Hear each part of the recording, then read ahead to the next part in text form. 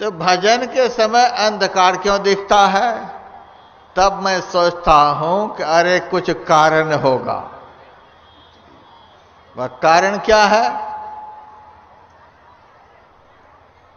अनादिकाल से जो बहुत तरह के पाप करते आए हैं, वह पाप ही अंधकार के रूप में दिखलाई देता है। पाप का पहला रूप अंधकार। अब पाप का दूसरा रूप क्या है? पाप का दूसरा रूप है मन की चंचलता। महाराज, भजन में मन नहीं लगता, ध्यान में मन नहीं लगता, सत्संग में मन नहीं लगता, सब कुछ में मन लगता है, ध्यान में मन नहीं लगता, भगवान में मन नहीं लगता, भजन में मन नहीं लगता। इसका क्या मतलब है? क्या ध्यान भजन करना सबसे खराब काम है जो इसमें मन नहीं लगता? पापी भी कहता है भजन करना दुनिया का सबसे बढ़िया काम है, सबसे पवित्रतम काम है, लेकिन उसी में हमारा मन नहीं लगता। क्यों नहीं लगता? जन्म जन्म का किया हुआ पाप ही हमारे मन को भजन में नहीं लगने देता है। यदि भजन में मन नहीं स्थिर हो, भजन में मन नहीं लगे, तो समझ लीजिए कि हमारा पाप अभी खत्म नहीं हुआ है। हमारा किया हुआ पाप ही हमारे मन को भजन में स्थिर नहीं होने देता। पाप का तीसरा रूप, भजन के समय जो विघ्न उपस्थित होते हैं, जिन विघ्नों के उपस्थित होने पर भजन नहीं बन पाता है, वह विघ्न ही पाप का तीसरा रूप है। और कभी मोबाइल बजे चाहे नहीं बजे, लेकिन जैसे ध्यान करने के लिए बैठेंगे उस समय तो बज ही जाएगा। और किसी समय कोई आए चाहे नहीं आए, लेकिन जैसे ही ध्यान भजन के लिए बढ़िया से बैठेंगे उस समय तो कोई न कोई जरूर आ जाएगा। और किसी समय कोई आवाज हो चाहे नहीं हो, लेकिन जब भजन के लिए बैठेंगे उस समय घर के कोई न कोई लोग शोरगुल मचा ही देंगे। तो भजन के समय भजन में विक्षेप पैदा करने के लिए जो विघ्न उपस्थित होते हैं, समझिए वह पाप का तीसरा रूप है। विघ्नों के उपस्थित होने पर यदि आप भजन छोड़कर बैठ जाते हैं तो समझिए पाप की जीत हो गई और आपकी हार हो गई। लाख विघ्नों के उपस्थित होने पर भी, लाख विघ्नों के जीवन में आने पर भी जो भजन को कभी भी नहीं छोड़ते, जिनका भजन कभी भी नहीं छूटता, समझ लीजिए कि उन्होंने पाप को जीत लिया। विघ्नों के उपस्थित होने पर जिनका भजन छूट गया तो समझिए उन्होंने पाप से हार मान लिया, पाप ने उनको पराजित कर दिया। इसीलिए खाली हाथ ही भजन पर से उठ गए, कुछ भी नहीं कर पाए, कुछ भी नहीं देख पाए। पाप का चौथा रूप, शरीर में होने वाले असाध्य रोग।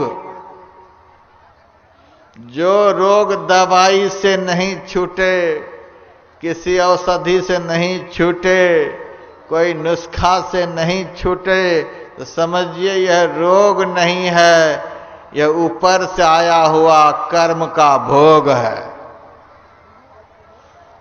भोग भजन से खत्म होता है, भोग दवाई से खत्म नहीं होता है। लक्ष्मी पति भगवंत भजन बिनु।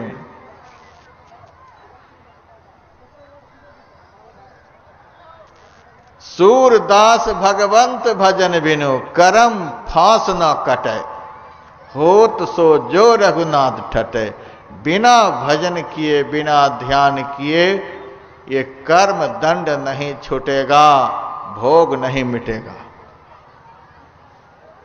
तो पाप के 4 रूप हैं अंधकार, मन की चंचलता, जीवन में आने वाले अनेकों प्रकार के विघ्न बाधाएं, और चौथा रूप है शरीर में होने वाले अनेक प्रकार के असाध्य रोग।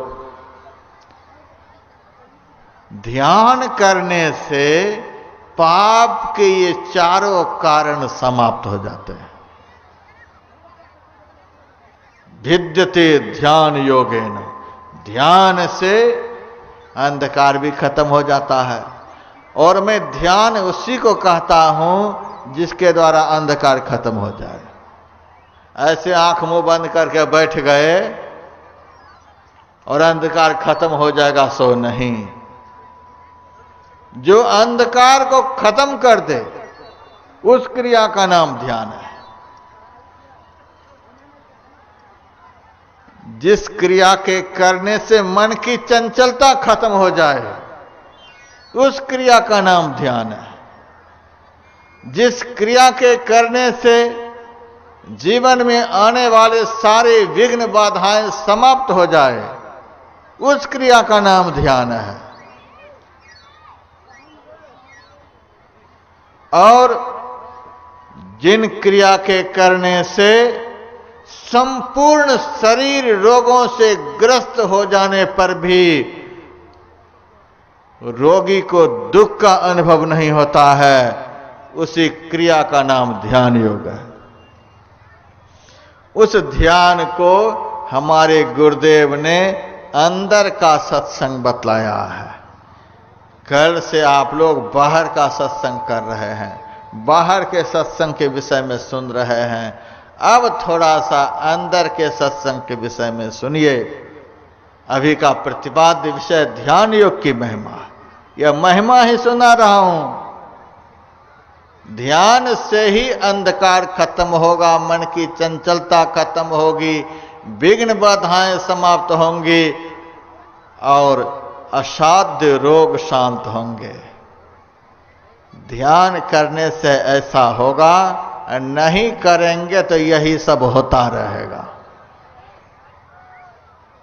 अब ध्यान कैसे करेंगे जो यह सब होगा, संक्षेप में सुनिए। हमारे गुरुदेव कहते हैं, नित सत्संगति करो बनाई, अंदर बाहर द्वय विधि भाई, धर्म कथा बाहर सत्संगा, अंतर सत्संग ध्यान अभंगा, नैनन मूद ध्यान को साधन, करो बैठ दृढ़ होई सुखासन, मानस नाम जाप गुरु केरा, मानस रूप ध्यान उन्हीं केरा, यही अवलंब ध्यान कछ होई, पुनः दृष्टि बल कीजय सोई, सुषमन बिंदु को धरो दृष्टि से, सूरत छुड़ाओ पिंड सृष्टि से, धर कर बिंदु सुनो अनहद ध्वनि, विविध भांत की होती पुनि पुनि, ध्वनि सुनी चढ़ती सूरति जाई, अंतर पट टूटे दुखदाई। यही है ध्यान की विधि। हमारे गुरुदेव ने कहा, धर्म कथा बाहर सत्संगा। धर्म के विषय में जो कहा जाए उसको बाहर का सत्संग कहते हैं। धार्यति तिथि धर्म, धारण करने योग्य कर्म को धर्म कहते हैं। झूठ, चोरी, नशा, हिंसा, व्यभिचार, ये पांचों धारण करने योग्य कर्म नहीं। इन पांचों को छोड़ने की जो बात है इसी को धर्म कथा कहते हैं। पाप को छोड़ने की बात और पुण्य करने की बात जो सुनाई जाती है उसी को धर्म कथा कहते हैं। यह बाहर का सत्संग है। इन चीजों को करने से, इन चीजों का ज्ञान होने से सत्य स्वरूप परमात्मा में मन लगता है। पाप को नहीं करने से और पाप को छोड़ देने से परमात्मा की ओर मन लगने लग जाता है, परमात्मा में मन लगने लग जाता है। निर्मल मन ही परमात्म पथ की ओर अग्रसर होता है, मलिन मन परमात्म पथ में अग्रसर नहीं होता। धर्म कथा बाहर सत्संगा, अंतर सत्संग ध्यान भंगा। अंदर का सत्संग ध्यान है, यानी परमात्म प्राप्ति के लिए जो परोक्ष ज्ञान दिया जाता है वह बाहर का सत्संग है, और परमात्म प्राप्ति के लिए अंदर में जो ध्यान लगाया जाता है वह अंदर का सत्संग कहलाता है। तो गुरुदेव ने कहा कि धर्म कथा बाहर सत्संगा, अंतर सत्संग ध्यान अभंगा, दोनों सत्संग करो। तो किसी ने गुरुदेव से पूछा होगा, सरकार बाहर का सत्संग तो हमने बहुत किया, अब कृपा करके बतलाओ कि अंदर का सत्संग हम कैसे करें। गुरुदेव ने कहा, आंख खोल करके बाहर का सत्संग करते हो, आंख बंद करके अंदर का सत्संग करो।